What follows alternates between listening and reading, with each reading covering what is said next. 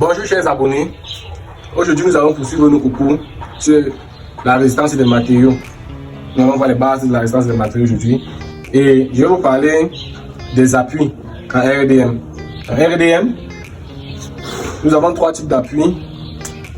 Nous avons par exemple, en premier cas, l'appui simple, elle est matérialisée comme ceci. L'appui simple est matérialisée comme ceci. Et elle permet uniquement le déplacement horizontal et la rotation.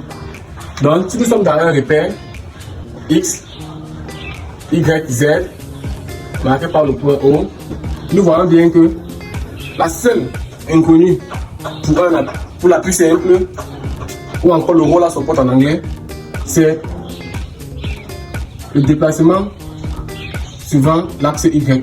Donc, nous avons la réaction Y, RY, qui est la seule inconnue lorsqu'on nous parle de l'appui simple.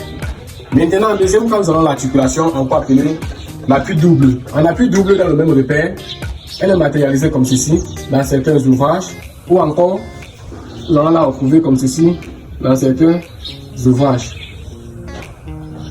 Et l'appui double ou l'articulation permet uniquement la rotation, mais ne permet pas le mouvement de translation dans les deux axes. Donc ici, les contraintes à déterminer pour l'appui double ou encore l'articulation, c'est la réaction suivant X et la réaction suivant Y.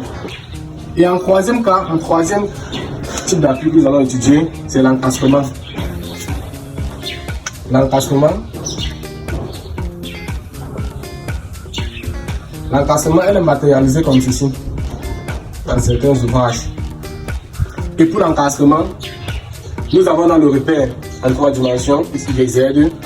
L'encastrement ne permet ni de translation, ni de rotation. Donc, elle a trois types d'inconnus qui sont la réaction en X, la réaction en Y et le mouvement en Z.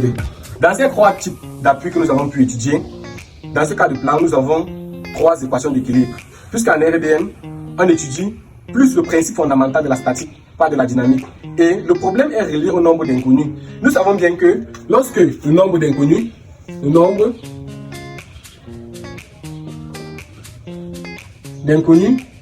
est le problème. Si le nombre d'inconnus est égal à 3, alors nous avons un problème qui est dit isostatique. Si le nombre d'inconnus est inférieur à 3, dans ce cas de figure, nous avons un problème qui est dit hypostatique. Si maintenant le nombre d'inconnus est supérieur à 3, dans ce cas de figure, nous avons un problème qui est dit hyperstatique. Nous voyons bien que le problème dans le principe fondamental de la statique est de savoir d'abord où on se situe dans ces trois cas de figure. Dès lors que tu as repéré où tu te situes dans ces trois cas de figure, alors tu peux exercer aisément le principe fondamental de la statique, qui est une base incontournable de la RDM, et encore appelée la résistance des matériaux. Donc c'était tout pour aujourd'hui.